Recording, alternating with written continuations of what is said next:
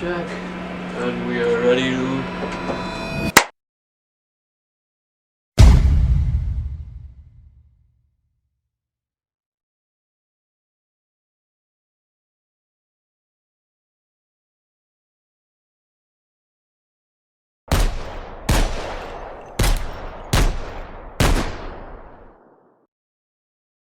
Welcome guys, once again we are down at the Olympia Health and Fitness.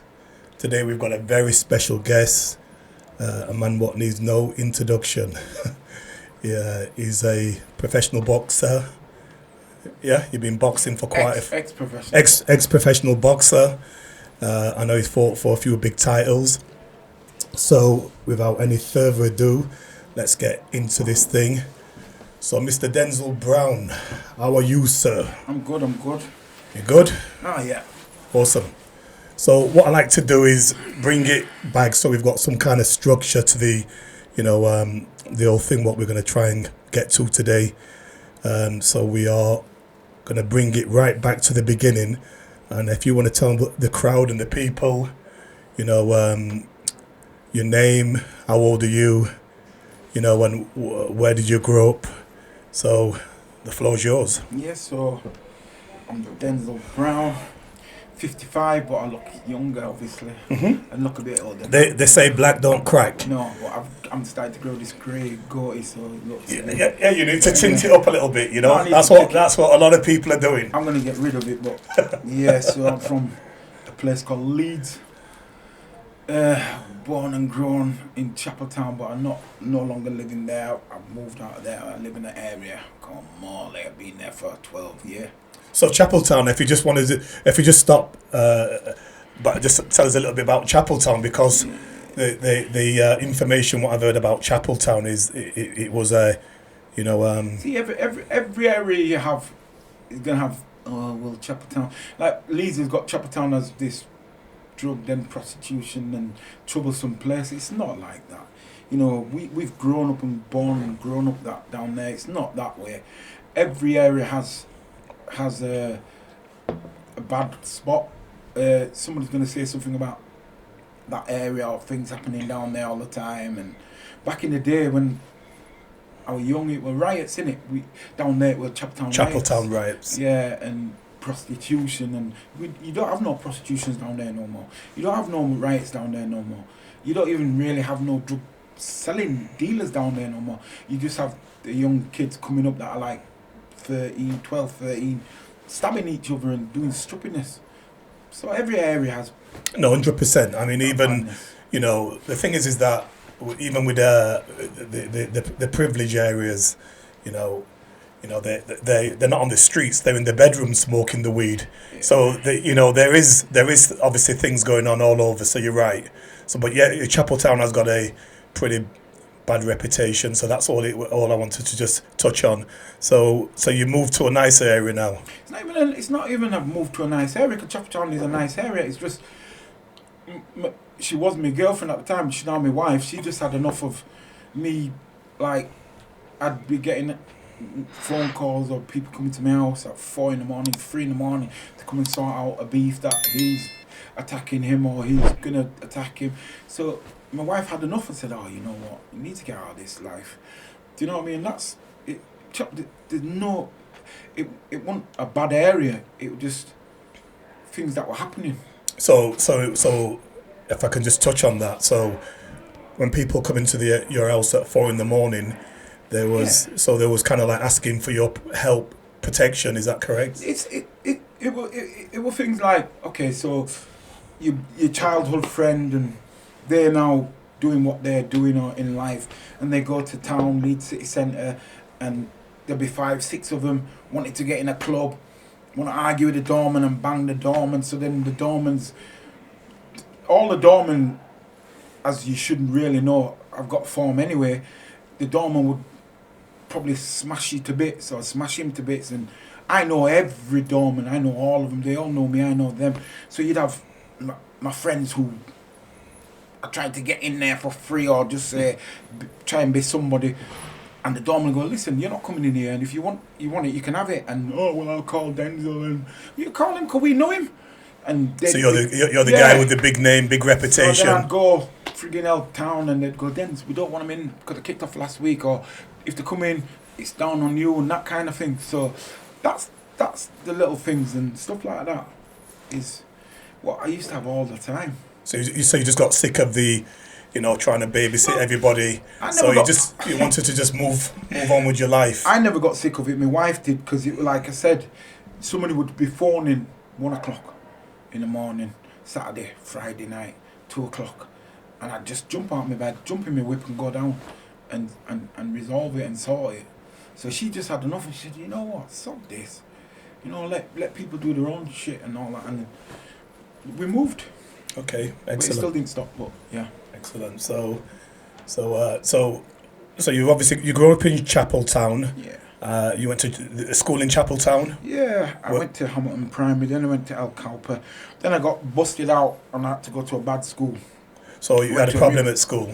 I went to a reform school, what we call reform school, where them schools were proper school, because I was a bad terror. I mean, them schools were, if me and you in this bad school, if me and you had an argument and want to fight, they'd throw you in a box like this. No word of a lie, even smaller than this, I don't even know, and a skylight there, nothing else. Throw me and you in there. You want to kick off, have it. That's what I was in, one of them kind of schools. And them teachers didn't mess. You thought, like these kids nowadays, all that crap to the teachers. You couldn't do that. Them teachers used to, I kid you not, used to make you pass out, chokehold you, and throw you in this box.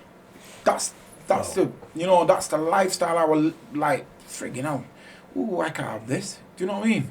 That's one of the schools I went to. Then to get out of there, I had to be like better than anything to get out, and that's what I did. And then I went to a normal proper school. So that kind of school was you had to go in the morning, and then you would leave in the evening, or would it be like a boarding school? No, it wasn't a boarding school. I'd get picked up at 7, 8 o'clock, and then you got dropped off to your house at 3 o'clock. It wasn't a boarding school. My mum would never let me go to a boarding school. Okay. So school wasn't the greatest then? No, I was a bully at school. I hold my hands up to it. At middle school stroke thing, I was a bully until I got beat up by girls. I used to pull the girls' pigtails. I used to be a terror. Just girls, I used to pick on the girls and stuff. And then I'll never forget her. I won't say her name, but she terrorised me because she was like a butch, and about 15, 20 of them, I was bullying a girl, and everybody were looking like over my shoulder, and I looked back and they was all coming for me, and I kid you not, they beat the shit out of me. And at that time, schools for us was outside toilets, so they beat me up, dragged me in the girls' toilets, beat me up, and I kid you not, flushed my head down the toilet and left me a wreck on the floor crying. Teacher came in, and I was like, what's happened now? These guys just beat me up. These guys just, I was that embarrassed. I was a wreck. And then I thought, you know what? That's it. That woke me up, boy. I ain't troubling nobody. I'm not troubling nobody. And I refused to trouble anybody again. Took up boxing, and that was it. Well, I've got 5 sisters, and I can tell you a few stories. My sisters used to beat me as well, so and it's obviously when I learned, I'm not on your level, I amateur boxed for I think 8-9 years. I did some amateur boxing, for had a few fights as well. So, but yeah, but that was good because it helped me, gave me some discipline, and because I was going on the wrong track as well, by learning how to box and how to fight. Once I learned how to fight, I stopped fighting on the street because I realised that most guys on the street can't fight. So I don't know if that's something what you found. Yeah. When what's the point fighting on the street? And I remember when I was at school, I remember having a fight with one black guy. He was a big bully as well, and we had it out, and I put him in hospital as a young boy, and 15, 16 years old. And I remember him going to the gym and saying, reporting me, his family reported me, and they said, if I continue to fight on the street, they're going to take my boxing license away. So, you know, that's what scared me, that I wouldn't be able to do something what I really enjoyed doing.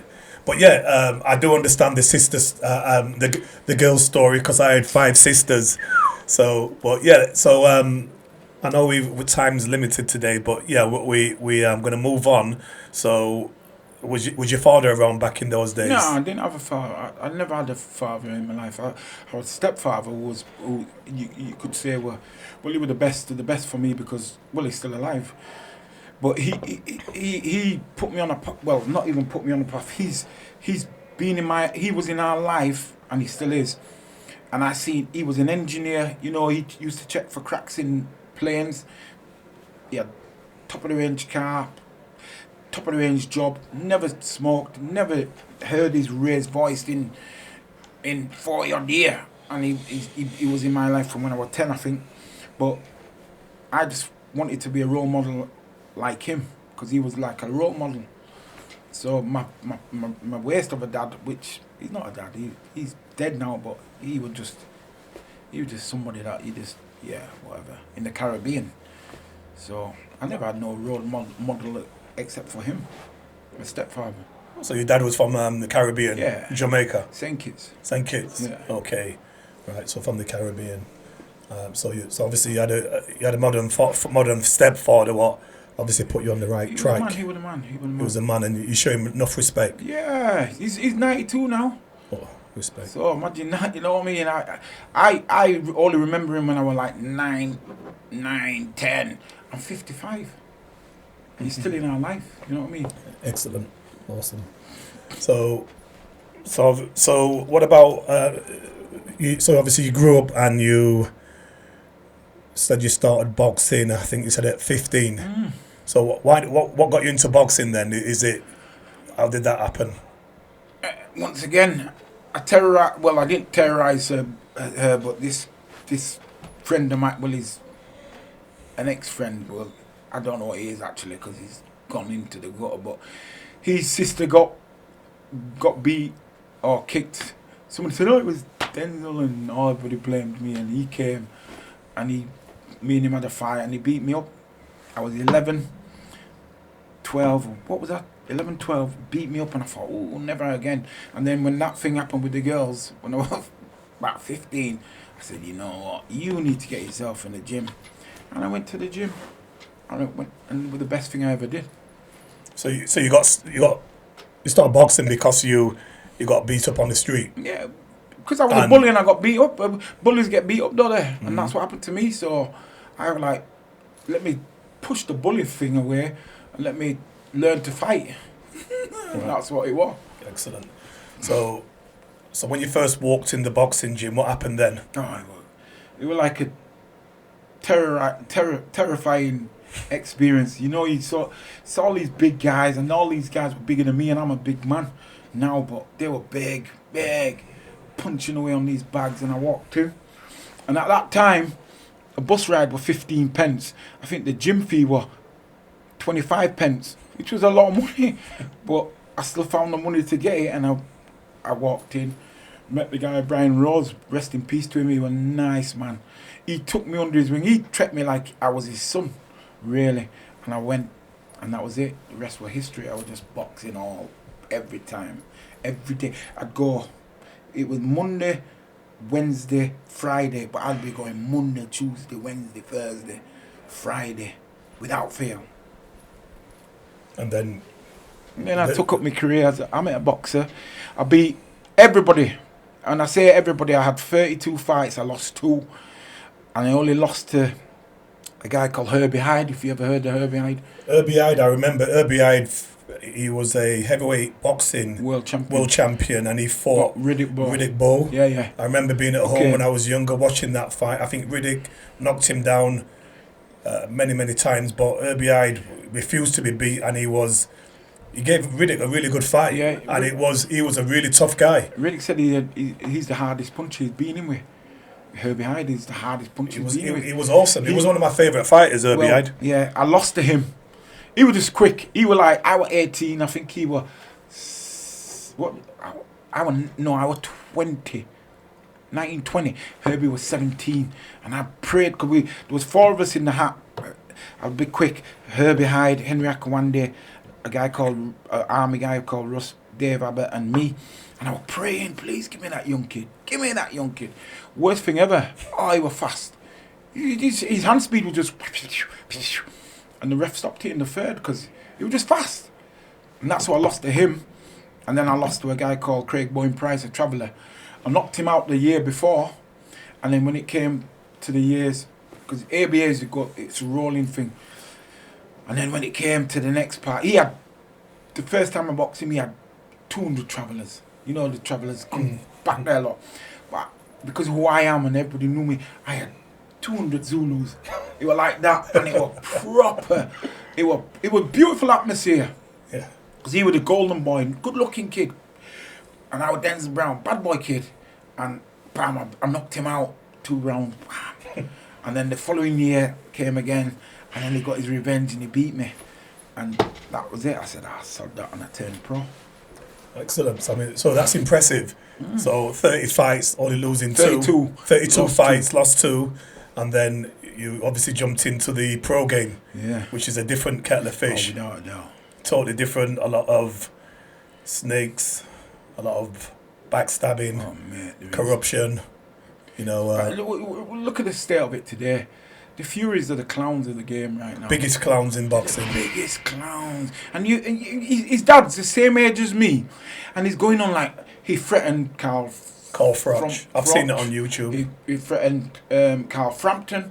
Oh, I'll slap you when I see. And is it even threatened somebody what I've met actually? Because I'm a bodyguard. I used to work in London, and when I used to train at all the gyms down there, I know loads of the guys down there. And Mickey Theo was a big name in London. He's one of them guys who can have it. He really can fight. All right, he's a street fighter, but I'll tell you something. John Fury, when he called him out, he didn't want any smoke with this guy, Mickey Theo. He's just a clown. He's put so much shit on Facebook and all. I would fight him for free. You know, John Garber, who was a journeyman, John put him on his ass and beat him. Henry Akaway whooped his ass. He just chats so much shh. Listen, he's got a son, Tommy Fury, who fights all the misfits and them jokers. I put it to Dennis Hobson, who was a Sheffield. I used to be Dennis's debt collector. Okay, so Dennis Hobson, good friend of mine. We're like family. We are family, and I do a lot with Dennis in the boxing world, right? For him, yeah. But I said, Dennis, Denzil Browne Jr. versus Tommy Fury, and I'll fight his dad. Dennis went, oh, I'll do that. I'll put that on. I said, get that, Dennis, sorted. But you know the feud's just about money. They're just greedy fools. But me and my son would wipe the floor with it. My son would probably knock Tommy out in 1. So I'd have to go knock his dad out in 2. That kind of thing, you know what I mean? No, because me and my son don't mess. We don't play. Do you know what I mean? Them lot just chat shit. And my son kicking over tables and all that. Threatening people in not your way. Carl Crouch is not your way, but Carl can have a do. Carl's from the street. Carl can have a do. Carl have a do with him in the ring or on the street. And then little Frampton, I'll slap him. Yeah, here I am. He's a tiny. Yeah. Like flyweight. He was Bantam. whatever he was, world champion. Why are you threatening them kind of people? You know what I mean? I can't wait to see them in the flesh, me, because I'm like, yeah, I'll fight you. Come slap me. He wouldn't do it though. No, he's all about money. They're just greedy. They are greedy people. And I can't wait till the day when Usyk fights him and beats his ass, which he will, and it's over then.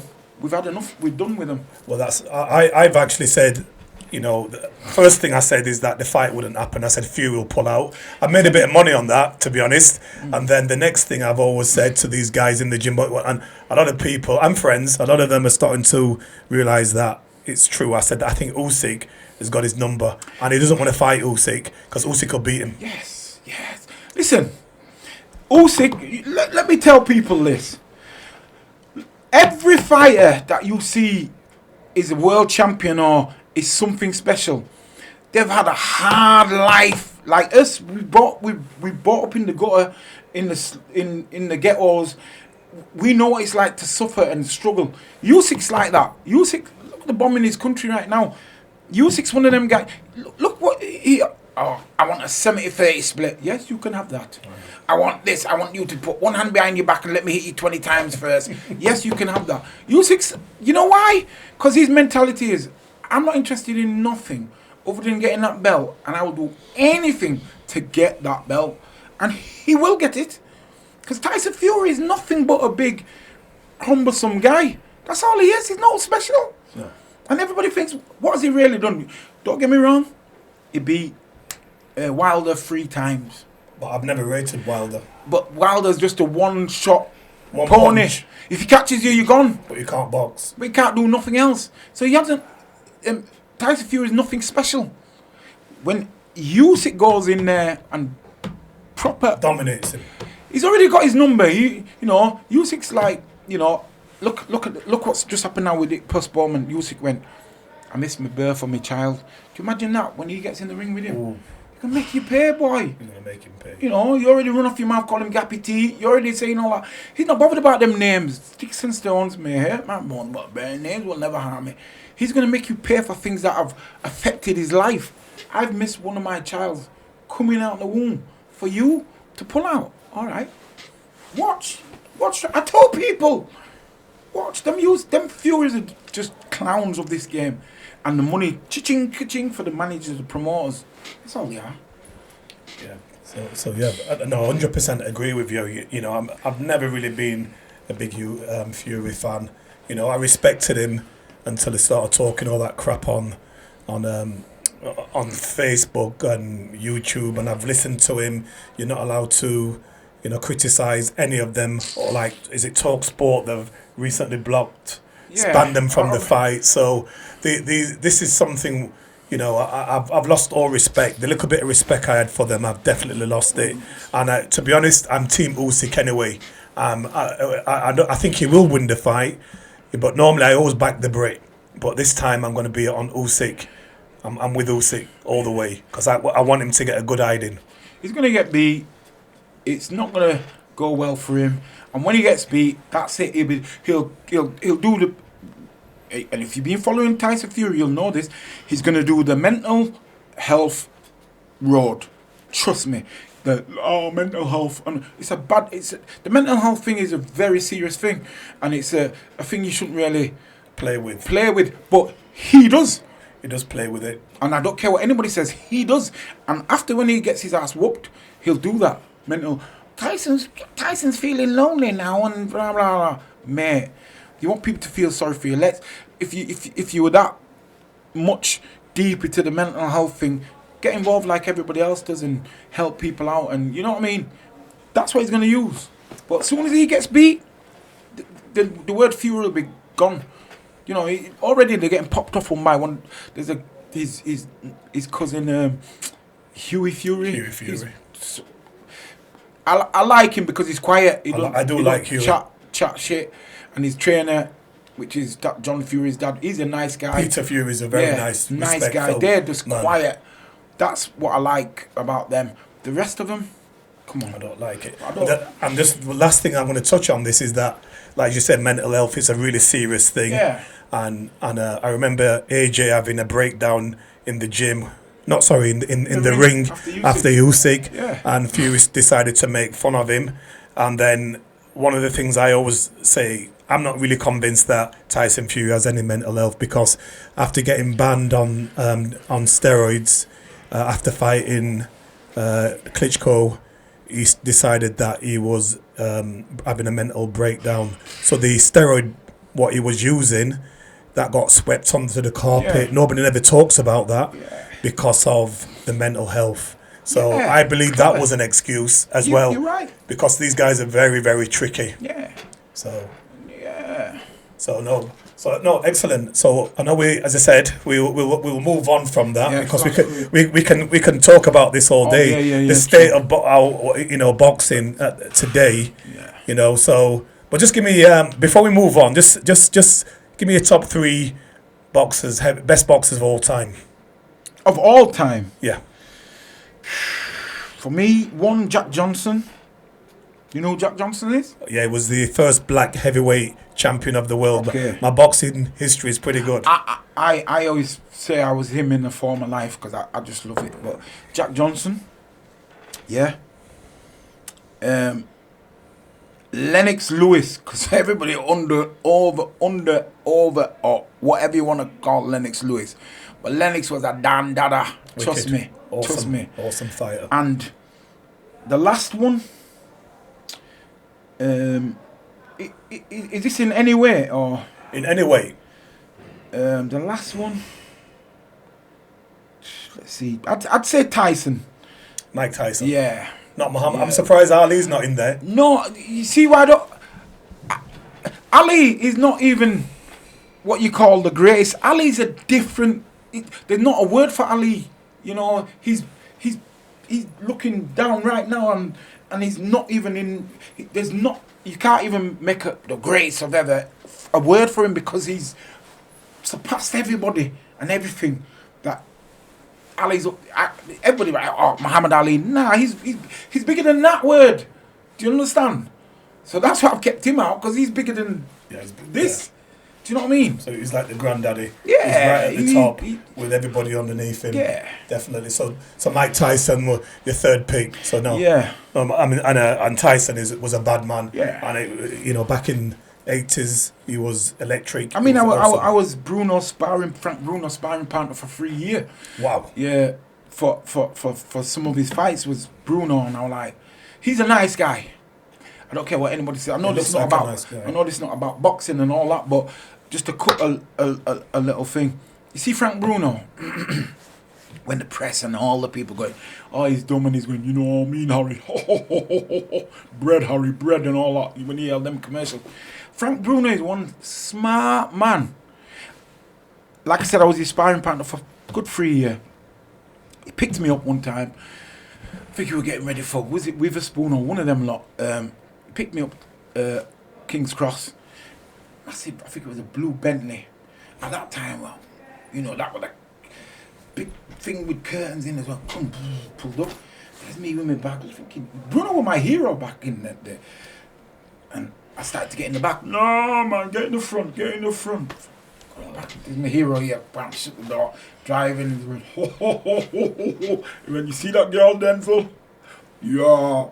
One girl that, you know, he was talking like me and you would talk on the street. Oh, yeah, man. Some right things, that boy. And I'm going like, yeah. In my head thinking, this is Frank Bruno. He was my hero back then. Yeah, he said, boy, yo. And you know when it's talking about bread Harry, and making fun of me, he said, I'm making bread Denzil. Bruno's a smart man. Went to the gym. Well, we got put up there were 5 of us. Eventually, we got put up he put us in some mansion that he had or rented or whatever. And we were there, and I was the only one who lasted the training camps. Wow. So it was nice guy. He decked me. But he was a nice guy. So it was a big puncher, Frank Bruno. What? I was a cruiser. I've always been a cruiser in boxing world. And what they did was, the people that had for Frank, for this camp, they wanted people with speed. They wanted people with like, I'm one of them. I'll have a do. I've seen some of your fights. Good. And that's what I was employed for. But his trainer said, Denzil and everybody, do not try and think you can knock Frank Bruno out, because it's not going to happen. Do what you do normal, and Frank just does what he done. And I was like, not trying to knock him out, I'll just do what I do. Frank went, I kid you not, if the public could see what I would do, he went like this, I kid you not, he went, stiff but, and he moved and he went, boom.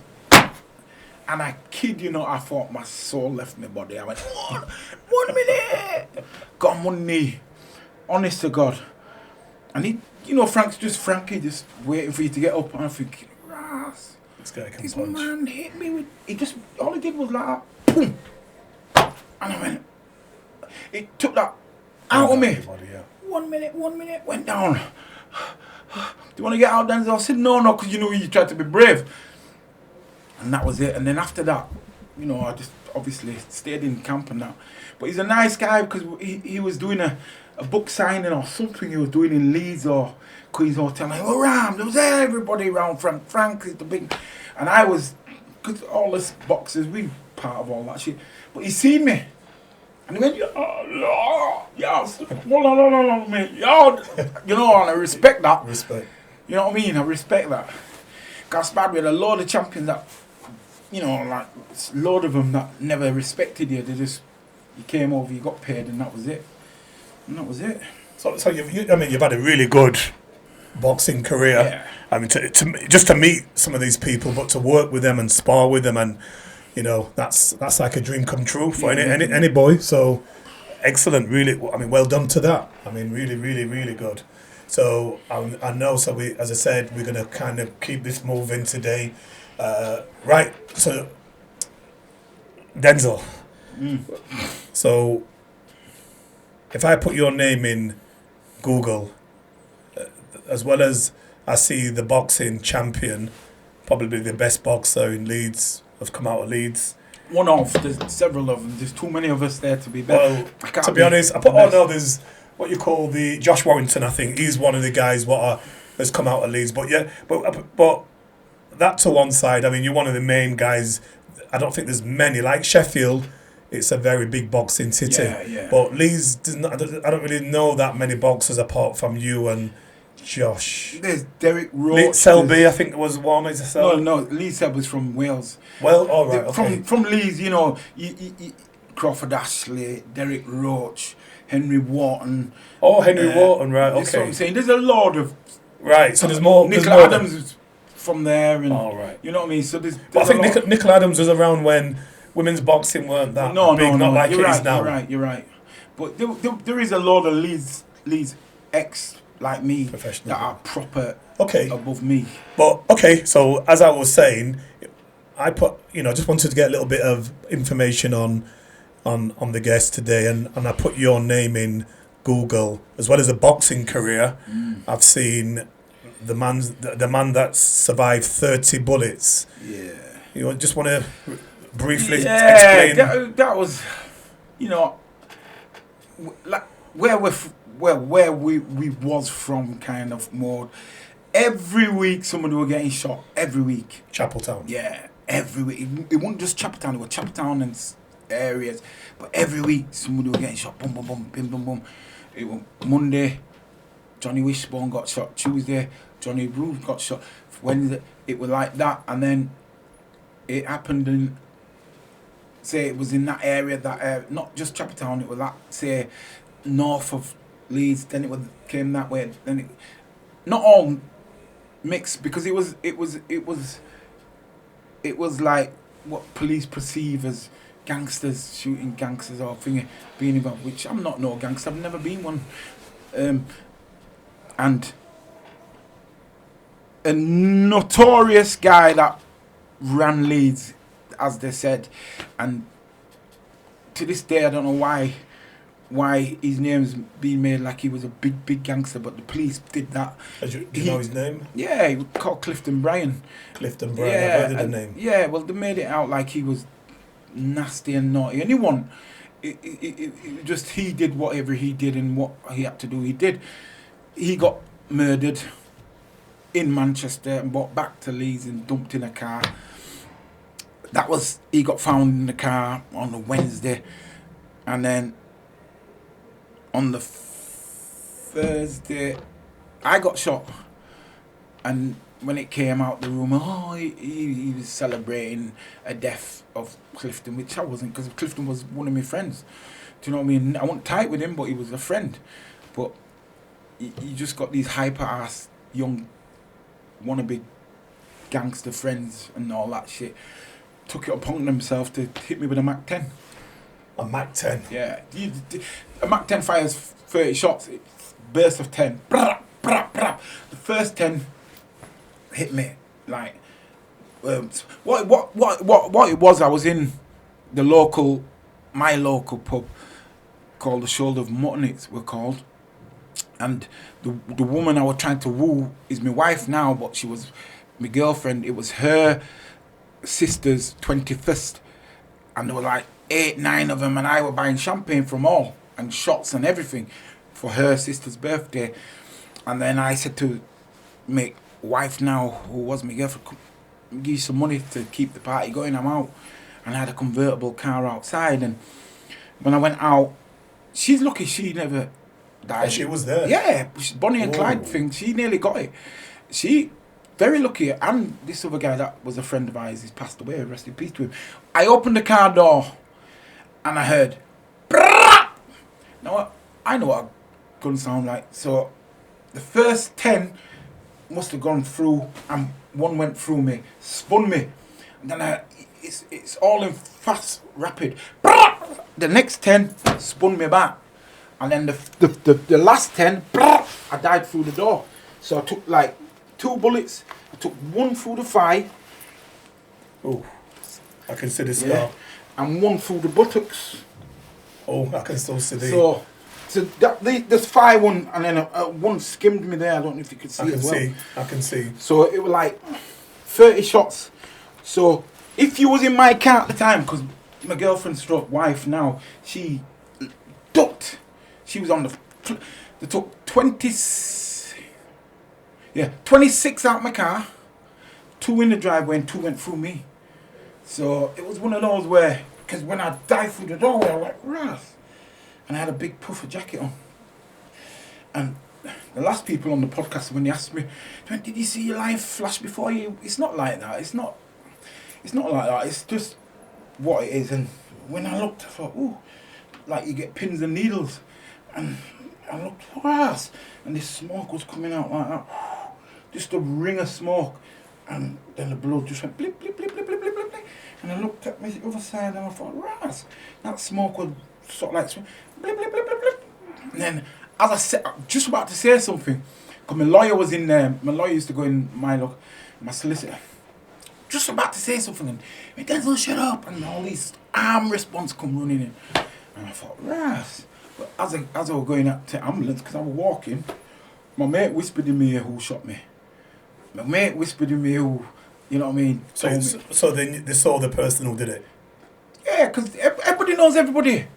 Where we're from, everybody knows everybody. And my mate whispered in my ear, told me who did it. I said, yeah, okay. And that was it. Went to hospital. They cleaned the wounds, digged in and all that crap.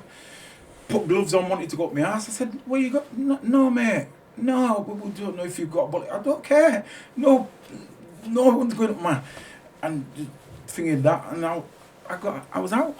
Then I was in the big news, and Clifton's picture was in the news, in the paper with a. I'll show you it with a picture, and then I was in, like, in my boxing gear. It says wounded and murdered, so it made it like there was something there. There was nothing there. So.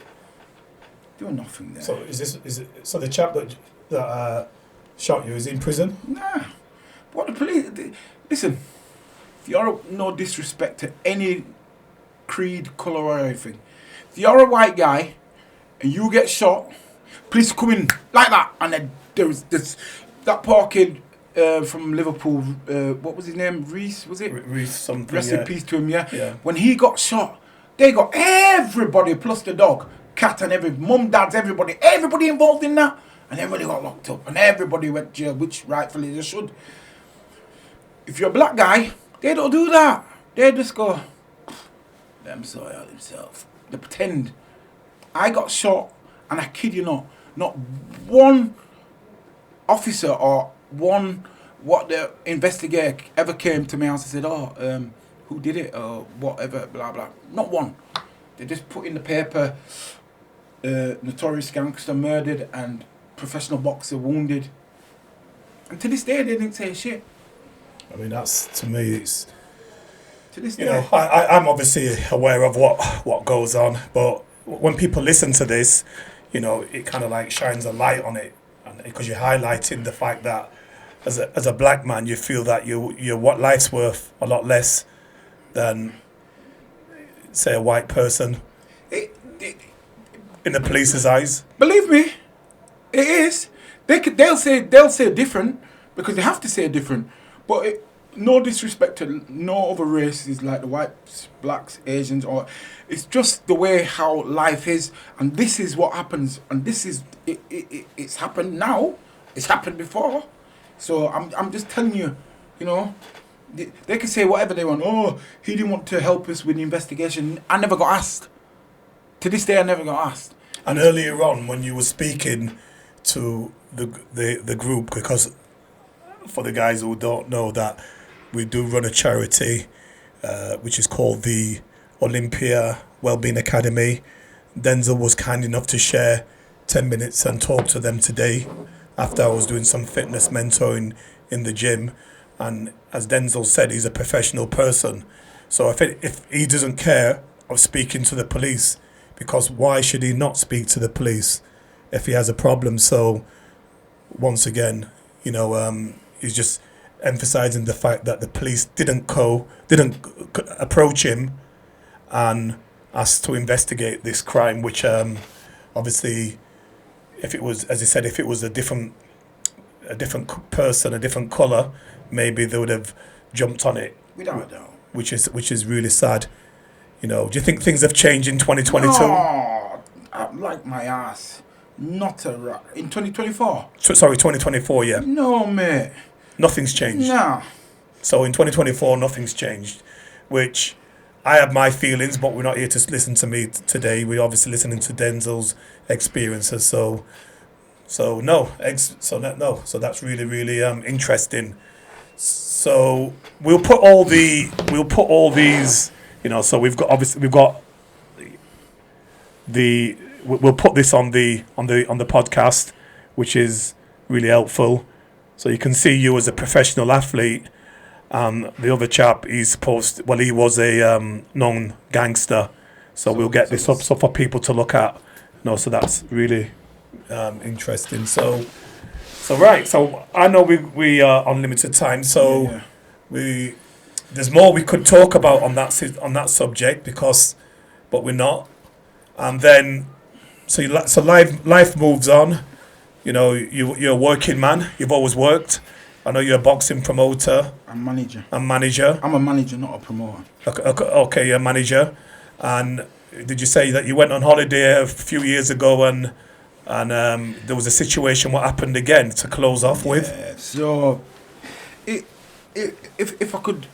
there was a drama to be written about this, you wouldn't believe it. Because you'd think, no, that never happened. No, that couldn't happen. No, you're lying. And if I were to cut it, like I said, I need to cut it short anyway because I've got to go. But it was my wife's 40th. And I had a surprise thing for her, so I took her to America. And in Leeds, we have wannabe gangsters now and wannabe gangs, and these are all black. They're not white, they're not Chinese, and they're not Asian because they don't do that. Asians and Chinese and all that don't go around the streets and want to pretend that there's something that they're not. And one individual, he upset a lot of people. He came over to Manchester, allegedly shot somebody dead. I don't know. Then he came back to Leeds because he's from Leeds, shot somebody else, and the elders, which I'm an elder that you're supposed to respect, tried to rein him in, and he didn't want to know. I'm not man, blah, blah, blah, I'm not bothered. And he got his brains blown out. But in that time, with him getting his brains blown out, he was doing a lot of shooting and whatever. And so, do you know the age of this young man? Yeah, he was 26 or something. So he was a young man, 26 years old. He wanted to be a gangster. Well, he was portraying to be a gangster, because what is a gangster? No one can say what a gangster is, but he was portraying to be something that he's not. And with the elders trying to rein him in, and he's not listening to them. And then apparently he's gone and tried to shoot somebody. They went to shoot him the day before, couldn't get him, and then they got him. And then I've come back from America. In between that time, my son, who was supposed to be in the training camp. So this is Denzil Jr., the boxer. Yeah, he was in his training camp. I'm in America, he's sent me a message saying, "Oh, Dad, I'm going to be going out with his best mate for his birthday. Yeah, but make sure you're back in your training camp. That's what you're supposed to be in." And he's gone out to town with just two of them, him and his mate, and somebody else, three of them, gone to a nightclub.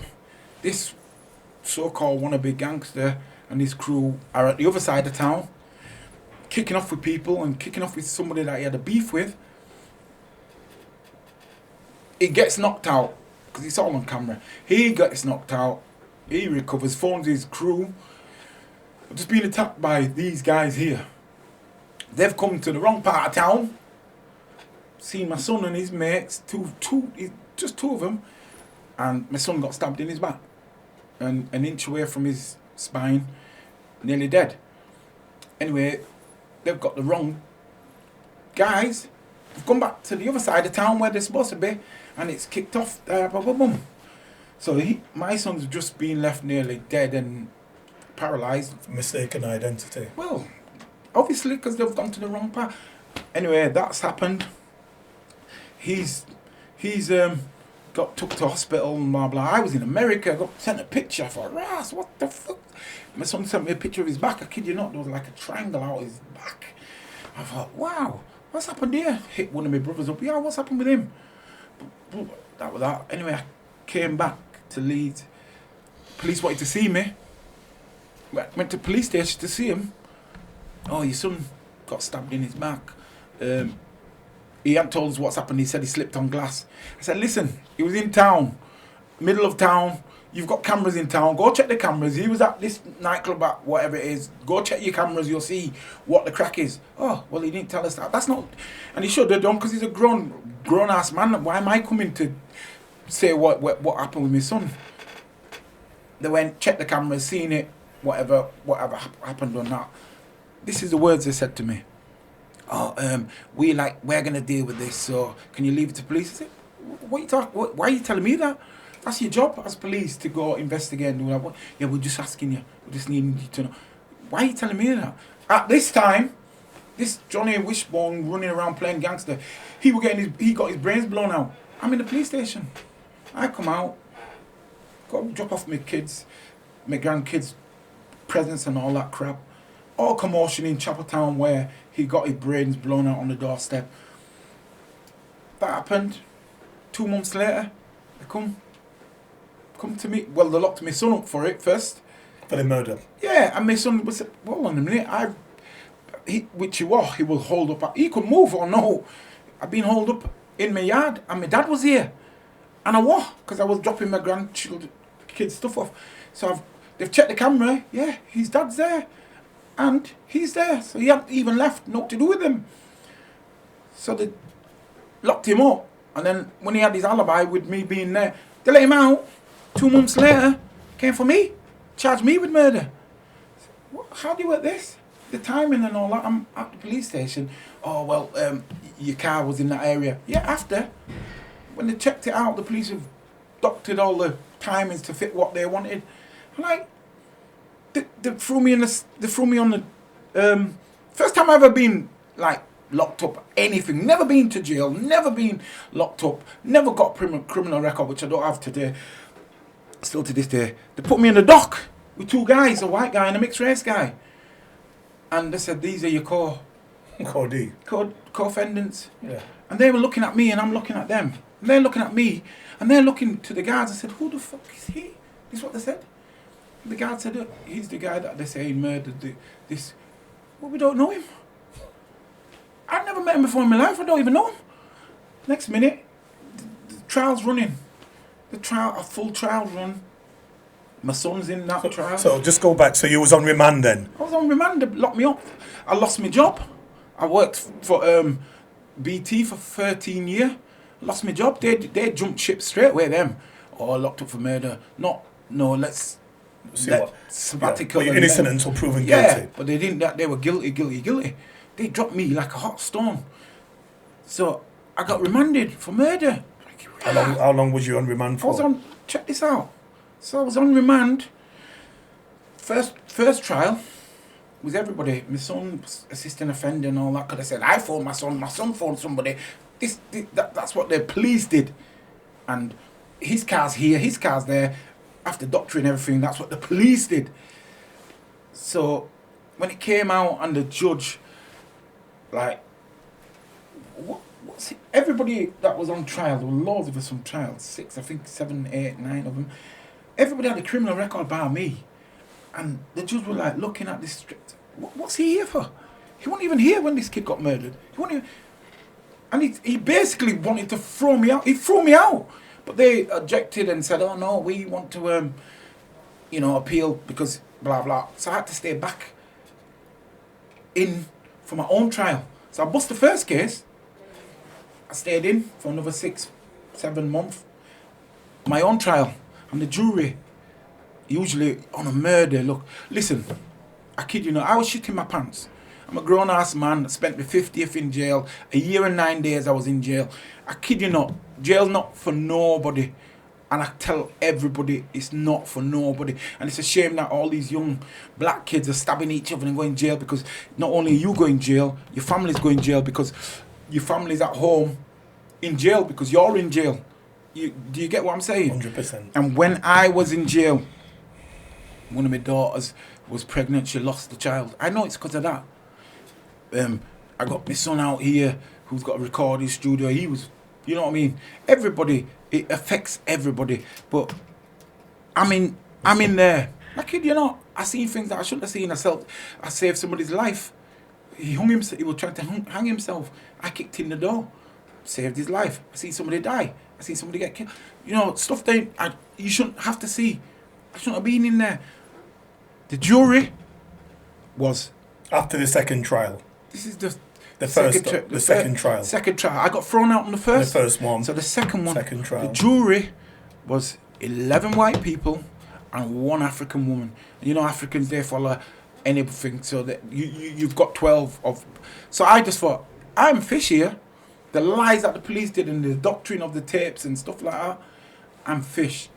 And I kid you not, when all the evidence came out and there's so much that I could say about it, that if there was a drama to be made, like, you know, like that post office thing that's happening now, if they did that with me, you would not believe what happened. You would not believe it. Like police evidence going missing. I had a bulletproof vest that had a sticker put on it by the police, and my team went and got the people who print these. One manager came from Qatar, one came from Dubai, that print these and saying it. We only issue it to the police, so it's you lot will put. You know, it's a big thing, and when it all said, they tried to make me out to be some liar and all blah blah blah. Even in jail, they tried to make it out like I was an informer. Not an informer, but when I had to go see the police, when I come through the foyer, I'm shaking the copper's hand to say, oh, yeah, Denzil Browne. I'm not bothered, but they put that in jail, sent it in where I was in jail. To give you an odd time. Yeah, but the guys in jail, everybody know I'm a boxer, everybody knows me, and they're like, Ras, Denz, look what they... And then saying I said this. They stuff like police would go, do you know Trevor? Trevor who? Trevor Sheffield. Never heard of him. Well, we know Trevor Sheffield. This is what they did to me. We know Trevor, not you. I'm just giving you a number. We know Trevor Sheffield murdered that kid. So I said, well, if you know Trevor Sheffield murdered that kid, why have you got me here? Also, you're saying Trevor Sheffield murdered the kid. I said, no, you've just said that to me. And then they put it down. Yeah. So it looks like... They're putting words in your mouth. Yeah. I don't know you, but you've just told me it's him. And that's how they tried to... So, you know, and then that jury sort of like took, what was it, 45 minutes including the lunch to find me not guilty. So that was clear to the jury. Yeah. And as I said, from what I understand of a jury, it's supposed to be people of your peers, people that look like you, and with 12 people that are all white and 1 African person. There's no Caribbean. These are people we're gonna, you know, we don't know. Could be right wing. We just don't know. Yeah. So they're not really people from Chapeltown where they could choose. So really, they wanted to stitch you up. Let me show you a thing here. Before they even had that set of jewelry, they had another. They had one, a different one. Yeah, two of them in there were coppers. One of them was a copper's relative. One was a copper's cousin. So just imagine what they were trying to do. They're trying to set you up. So they tried to set you up, and what happened then? So they found you not guilty. Not guilty. After 45 minutes. After 45 minutes, I got not guilty, and the judge ordered an inquiry, which is still going on today. So I can't really say too much about it, but it's nearly finished. But onto where that sticker came from, how did it get put on there, who put it on there, and other investigations on my case. So, in reality, if I went back, there's a guy witnessed the kid getting his brains blown out, yeah? Because they've locked up a white guy and a mixed race guy. But the guy who witnessed this kid getting his brains blown out, he's an ex-army officer or soldier, so he's above the law, he's not going to lie. He described a 6'3" black guy. I seen him, he said, ballad up, black. I'm black, you're brown. Black guy. They locked up a mixed race and a white guy. I said, it's them. And me. So. Okay, I mean, that's just shows you. So, to wrap up now, we obviously praise the Lord that you know, the jury did the right thing and found you not guilty, you know, and you're back out with your family and enjoying your life again. I've got nothing. That's what I'm saying to people. You know, all this, even if you don't get stitched up like me, if you're going down that road of crime and all that crap, you're going to end up with nothing. I've got nothing. I lost my job. I'm just about saving my house. I lost my job. I've got no car because they took my car, wrecked it. Deliberately. Yeah. Got no job, no car, nothing. So that's what I was just about to do. We're going to wrap up. And as I said, our charity, what we run, you know, is antisocial behaviour and reducing knife crime, Olympia Wellbeing Academy. So for these guys out there, I know you did help. I mean, you was kind enough to, you know, have a quick chat with the group I was working with. This just as you got here. But for anybody who's thinking or is involved in that life, especially to me as well, there's a lack of black role models. You know, I find black guys are really quick to stab each other. So if anybody's interested in getting involved in that life, you know, or involved in that life, what message would you like to send them to do today? You tell me. Trust me. Honest to God, if guys, and I'll say the black community, because it's you know, we have that Black Lives Matter. It don't matter because no one, you're not bothered about each other because you're trying to stab each other to death for what? For stupidness, for being in the wrong street, wrong colour clothing. If you look deep into yourself, you think, what am I doing here? Why am I doing this really? Why am I trying to impress my friends? It's not worth it. It's not. You could be the next Prime Minister. You could be the next engineer. You could be the next. I've done it. I've walked down the road of being, like I said, I never had a criminal record. I never been in trouble with these foolish police. I've always worked all my life. I used to be a chef. Then from being a chef, I was an engineer. From being an engineer, fibre optic engineer, BT engineer. I've worked on the railway. You're professional. Yeah. And to this day now, I'm a boxing manager. I manage fighters, and you can do something with yourself instead of all this, you know, walking with a knife and all that. Come on, it's not what you need to be doing in your life. You don't affect you affect your family, their families who you've just knifed. It's a massive pool, you know. And don't get me wrong, the police don't give a rat's ass. Their idea is, let them sort it out themselves. That's their chat. Because of the colour of the skin. Is that what you think? Yeah, that's it. They're black and black stabbing each other. They're not bothered. But if you're black and black, let's get a business together. You know, Sheffield don't like Leeds, but all right then, why don't we do where you've got a big time boxer from Sheffield beating up a big time boxer from Leeds, and we all unite as one for that. We don't have to fight and stab each other for what? 100%. For what? And after that, we shake hands and So just to finish off with Denzil. So you've just mentioned that you're doing your managing fighters. Is that correct? Yeah. So how does anybody get in contact with Denzil Browne? And do you want to just touch on what you're, just give your business a bit of a plug? So let us know what you're doing. I'm looking for prospects. I'm looking for people who are lost or whatever. If you want to chat, you want to chat. If you want to do something with your life and say box, or I'm even linked with people in the football game. So, if you want to do something or get off the streets and all that shit, just hit me up. I'm on Facebook.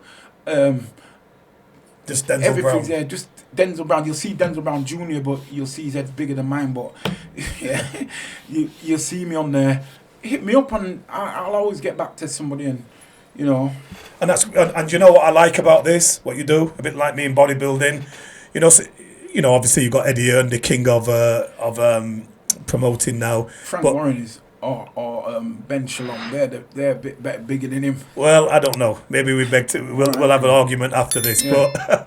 But for me with Eddie Earn, but it's good when I see that a black ex-boxer and manager get into the sport, because I don't know any. I don't see any black. Boxing's full of black people and Asian people and multicultural, but I don't really see many managers involved in that side of the business, which is sad, really. And you see that in football, the Premiership's full of black players, but I can't really name any managers. I'm not really into football that much. So, but no, we definitely. So yeah, I'm going to close it off today. So what I'm also got to say, this was episode 2 of Brutally Honest, the brand new podcast at the Olympia Wellbeing Academy, sponsored by the Wellbeing Academy at the Olympia Gym, which is situated in Sheffield, 175 Rutland Road. And I just want to give Denzil Browne a very big thank you for coming here today and sharing his story. It's really, really interesting, and we wish him all the best with his boxing managing career. And Denzil, thank you very much. No problem. Thank you.